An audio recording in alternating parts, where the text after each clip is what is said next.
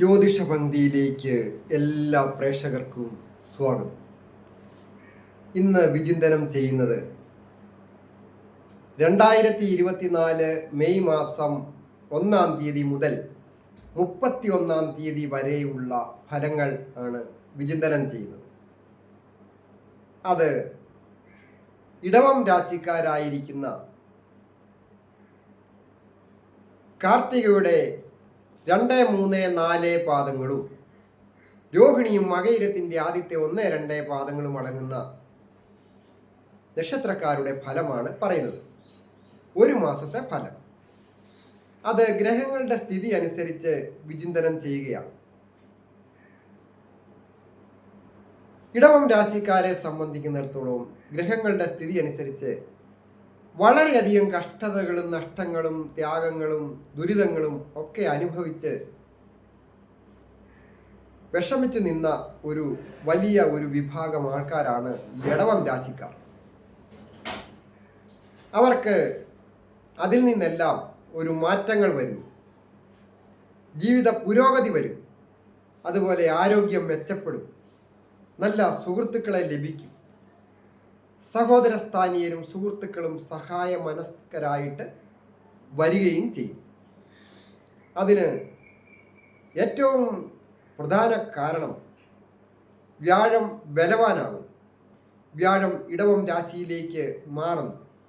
എങ്കിലും വ്യാഴം പൂർണ്ണമായിട്ടും ബലവാൻ ആകുന്നില്ല. അതായത് വ്യാഴത്തിന് സൂര്യ സാമീപ്യം കൊണ്ട് വ്യാഴത്തിന് മൗഢ്യമുണ്ട്. കൂടാതെ രാശ്യാധിപനായ ശുക്രനും മൗഢ്യമുള്ള ഒരു മാസമാണ്.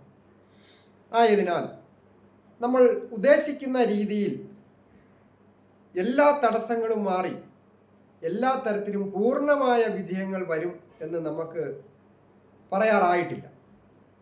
എങ്കിലും മുൻപ് അനുഭവിച്ചിരുന്ന കഷ്ടതകൾ നഷ്ടങ്ങൾ ഒക്കെ ഒരു പരിധി വരെ മാറുന്നതിനും വിജയത്തിൽ എത്തിച്ചേരുവാനായിട്ടും ഒക്കെ നല്ല ഒരു ദൈവാധീനം വർദ്ധിക്കുന്ന ഒരു കാലമാണ്.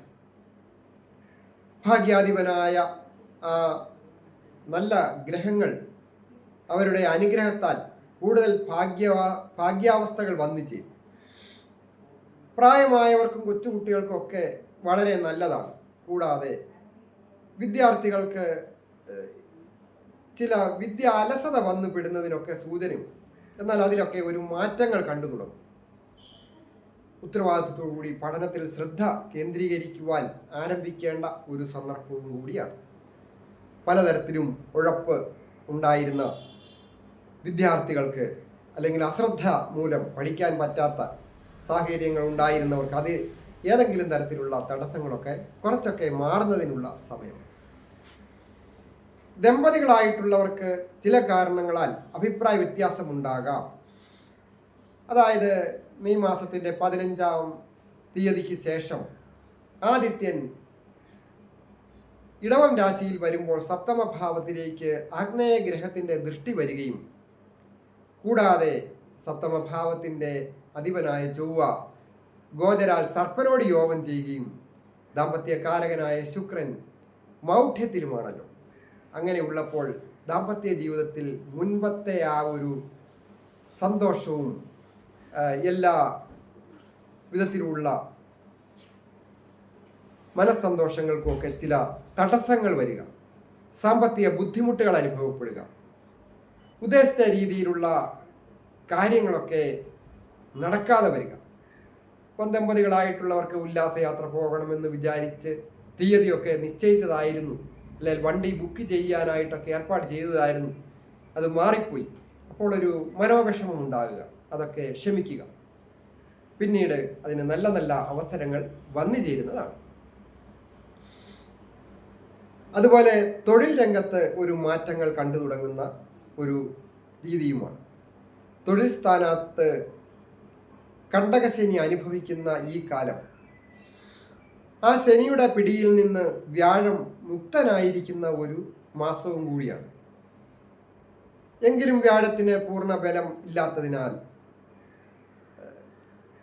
വളരെ ജാഗ്രതയും ശ്രദ്ധയും ഒക്കെ തൊഴിൽ രംഗത്ത് ആവശ്യവുമാണ്.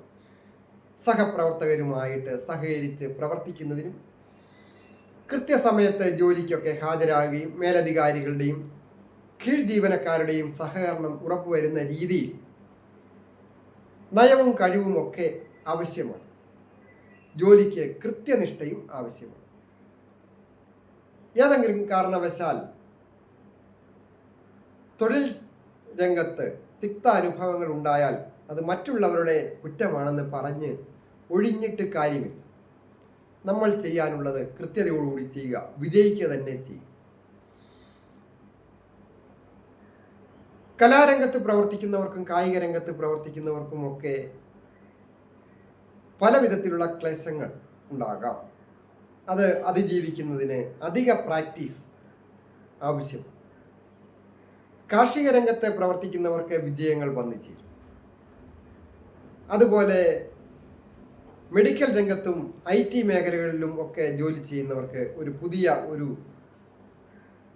ഉണർവും അതുപോലെ തന്നെ പുതിയ ഓഫറുകളും ഒക്കെ പ്രതീക്ഷിക്കാവുന്ന ഒരു കാലമാണ്.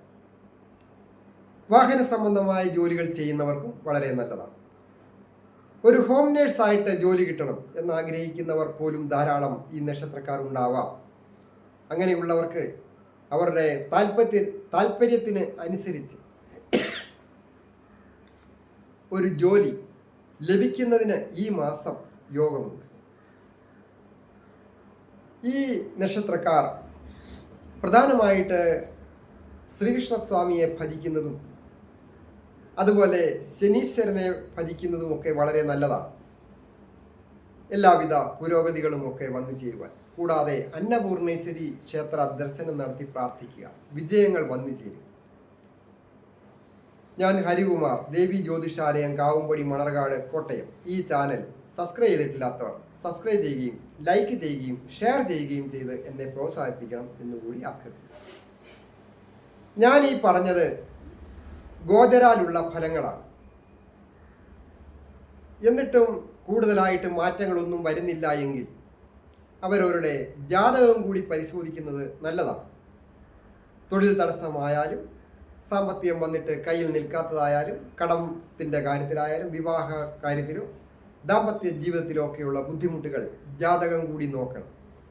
ജാതകം കൂടി നോക്കി വഴിപാടുകൾ ചെയ്താൽ പെട്ടെന്ന് ഫലം കാണുന്നതായിട്ട് കണ്ടുവരുന്നുണ്ട്.